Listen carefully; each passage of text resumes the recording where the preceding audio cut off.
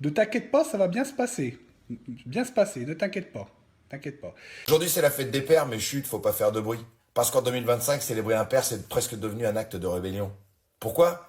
Parce que le système veut que tu fermes ta gueule, que tu t'excuses d'exister et que tu t'effaces pour que le chaos s'installe. Ah! Tu crois que c'est un hasard si on veut effacer les pères? C'est pas un bug, c'est un plan. Détruit l'homme, affaiblit le couple, éclate la famille, récupère des individus isolés, fragiles, dociles. Parce qu'un homme debout avec des valeurs, des principes, une colonne vertébrale, c'est le dernier rempart face au délire. Un père, c'est celui qui transmet, qui corrige, qui pose les limites, qui tient les murs pendant que le monde veut les faire tomber. Alors pour faire sauter la maison, faut d'abord faire sauter le pilier, le père. Le féminisme radical d'aujourd'hui ne veut pas l'égalité, il veut la revanche. Il ne veut pas l'homme libre, il veut l'homme soumis, déconstruit, affaibli, relégué à l'état de virement mensuel et d'accès limité aux enfants. On a vendu à la femme moderne qu'un homme c'est un fardeau, un problème, un oppresseur. On lui a fait croire que virer le père, c'était s'émanciper. Résultat, une société où les enfants poussent sans repère, où les mères s'effondrent sous la charge mentale qu'elles ont elles-mêmes exigée, et où les hommes se pendent en silence. 125 suicides par jour, tu les entends les pleurs? Non. Normal, il n'y a pas de hashtag. Parce qu'un homme qui tombe, ça fait moins pleurer qu'un mascara qui coule. 88% des hommes ne reçoivent de fleurs qu'à leur enterrement.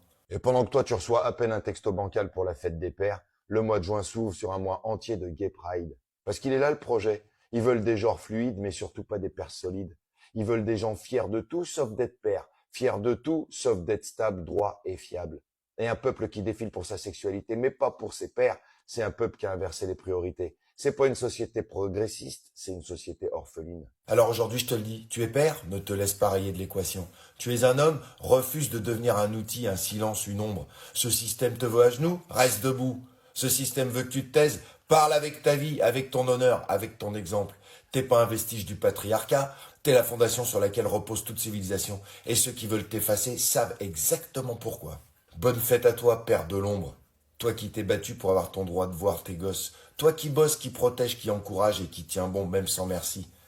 Toi qui fais le taf pendant que les autres font des tweets. Et surtout toi, qu'on a arraché à tes enfants sous prétexte fallacieux. Toi qu'un juge a rayé du tableau familial comme on efface un mot au tableau.